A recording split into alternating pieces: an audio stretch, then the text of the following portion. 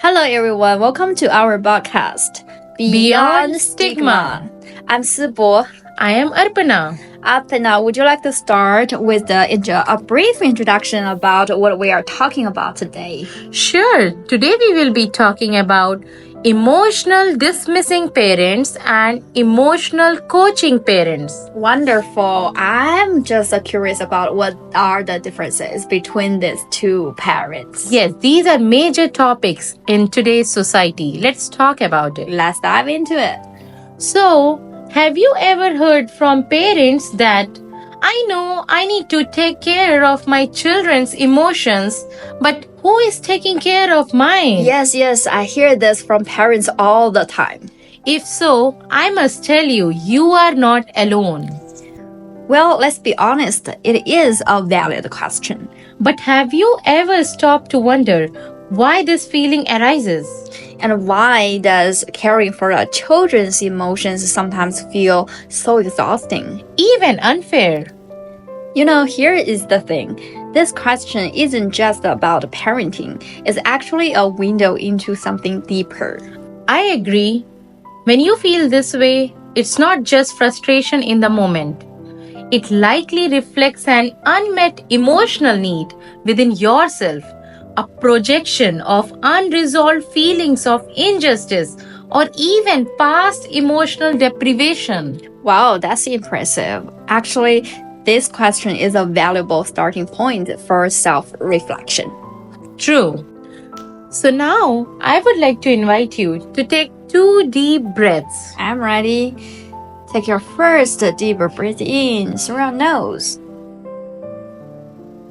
Breathe out through your mouth. Next one, breathe in. Breathe out. How do you feel now? I feel relaxing and safe. How about you? I feel great. Great. Now let's examine 2 questions about ourselves. I'm ready.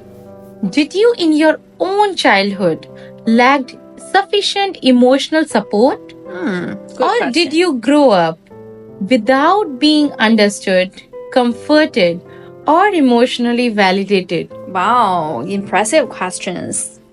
You do make me think about these questions from a broader cultural perspective. Like in my culture, many of us have experienced emotional neglect or suppression while growing up. Like at home and in school, we were often expected to be obedient, not cry, not make troubles for other people, and seek validation by being a good child in the eyes of others.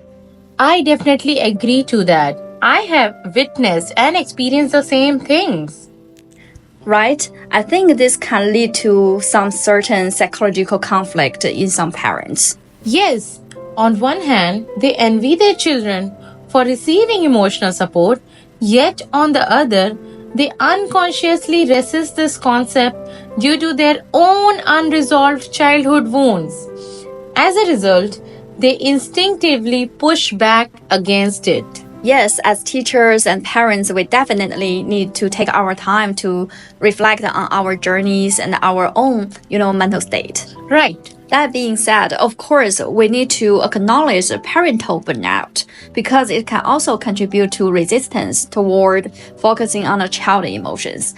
Think about that. If someone has been living in a prolonged state of high stress and self-sacrifice, habitually ignoring their own emotional needs, then hearing that they should prioritize their children's emotions definitely can create an internal imbalance.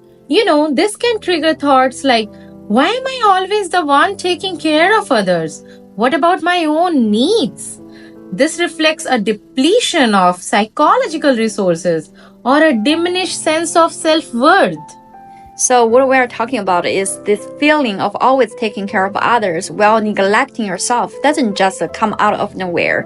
It often starts in childhood, especially in families where emotions were dismissed or ignored.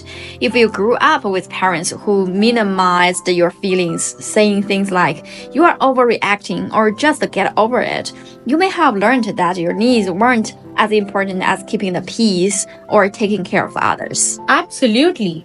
But we have a choice to stop being an emotional dismissing parents. Yes, we have a choice. We will break them down in our later episodes, along with the parents you may want to become emotional coaching parents. Yes, 100%. So stay tuned, guys.